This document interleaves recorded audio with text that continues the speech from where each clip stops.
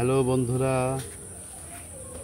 আমরা আজ কথা বলবো গন্ধবেনা বা গন্ধতৃণ এর ভেষজ গুণাগুণ সম্পর্কে। গন্ধবেনা বা গন্ধতৃণ এক প্রকারের তৃণভা ঘাস। পাঞ্জাব, বোম্বে, বরোদা বিভিন্ন স্থানে বাগানে চাষ হয়।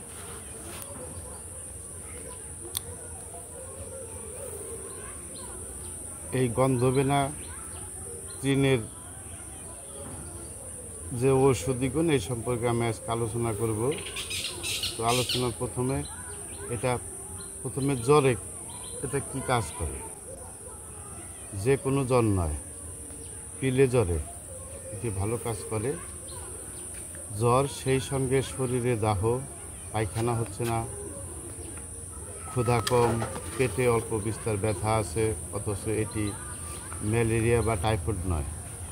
সেই ক্ষেত্রে মূল সমেত শুকনো ঘাস 25 গ্রাম নিয়ে 5-6 কাপ জলে সিদ্ধ করে 2 কাপ থাকতে নামিয়ে সেকে সেটাকে 2 কাপ মাত্রায় সারাদিন 4 বার খেতে হবে। এতে ঘাম দিয়ে জ্বর ছাড়বে এবং অন্যান্য উপসর্গগুলো চলে যাবে। 2-3 দিন এভাবে খাওয়া দরকার। এবার 2 নম্বরে হচ্ছে মন্দ। ক্ষুধা ভালো হচ্ছে না, দাঁত পরিষ্কার হয় না, মাঝে মাঝে পেট ফাঁপে। এই ক্ষেত্রে উপরোক্ত পদ্ধতিতে কাঠ তৈরি করে সপ্তাহখানেক খেলে ক্ষুধা আস্তে আস্তে বাড়বে। এরপর আরও কিছুদিন ওই মাত্রায় দিনে 2 বার খেতে হবে। কৃমির ক্ষেত্রে ছোট কৃমি অথবা কেঁচো কৃমি যেটিরই উপদ্রব হোক না কেন, তখন মূল সমেত শুকনো ঘাসের 10 থেকে 12 গ্রাম কাঠ উপরোক্ত পদ্ধতিতে তৈরি করে সকালে ও বিকালে 2 বার কয়েকদিন খেলে এই উপদ্রব থেকে রেহাই পাবেন। তবে কৃমির জন্মসূত্র আর উপদ্রব এমনই যে কিছুদিন পর পর আবার হবে এবং সেটাই স্বাভাবিক। কামজ উন্মাদে এটি কি ছেলে আর কি মেয়ে, উভয় ক্ষেত্রে যৌবনের রোগ। তবে ছেলেদের চেয়ে মেয়েরা এই রোগের শিকার হন বেশি।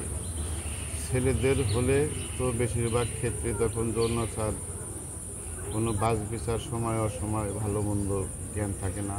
আর মেয়েদের হলে প্রথমে চুপচাপ যতক্ষণ সম্ভব নিজেকে সামলে রাখার আপ্রাণ চেষ্টা, তারপর সামলাতে না পারলে ছেলেদের মতো কেউ নির্লজ্জ হয়ে পড়ে। তখন কিন্তু যৌনাচারে কোনো বাছ বিচার করা সম্ভব হয় না। আর যারা সে পথে না যায় তারা মানসিক বিপর্যয়ের কবলে পড়ে। যে পথেই পা বাড়াক না কেন, রোগের শান্তি হয় না, অর্থাৎ কোনো কিছুতেই যৌনরসুখের আশা মেটে না। এই ক্ষেত্রে মূল সমেত ঘাস 25 গ্রাম 5-6 কাপ জলে সিদ্ধ করে 2 কাপ কাঠ নামিয়ে ছেঁকে সেটা দিনে 3 থেকে 4 বার খেতে হবে। তবে ওই সঙ্গে দুধ ও চিনি মিশিয়ে শরবতের মতো খাওয়া আরও ভালো। এই সময় উত্তেজক খাবার এবং যৌন সম্বন্ধে আলোচনা ও পড়াশোনা থেকে রোগীকে দূরে রাখা প্রয়োজন। এই অবস্থায় অনেকে বিয়ে দেওয়ার পক্ষপাতী, আর কেউ তা দেনও, কিন্তু বিয়েটা না দেওয়া উচিত। বিয়ে দিলে উভয়েরই জীবন দুর্বিষহ হয়ে ওঠার অধিকাংশ ক্ষেত্রে বিষাদময় ফল হবার সম্ভাবনা থাকে। মচকানো বা আঘাতজনিত ব্যথায় মচকে গিয়ে বা আঘাত লেগে ব্যথা হলে, ফুলে গেলে অথবা হাড় ভেঙে যায়নি এবং রক্তপাত ঘটেনি, সেই ক্ষেত্রে এই তোল 10 ফোঁটা করে দিনে 2-3 বার খেতে হবে। এটি ব্যথাস্থানে হালকাভাবে লাগিয়ে রাখতে হবে। 2 থেকে 3 দিনের মধ্যে ব্যথা কমে যাবে। বন্ধুরা, এই ছিল আমাদের আজ গন্ধবেনা বা গন্ধতৃণ ঘাসের ঔষধি গুণাগুণ নিয়ে আলোচনা। এবং বন্ধুদের আহ্বান জানাচ্ছি আমাদের চ্যানেলটি সাবস্ক্রাইব করে বেল আইকন বাটনে চাপ দিতে।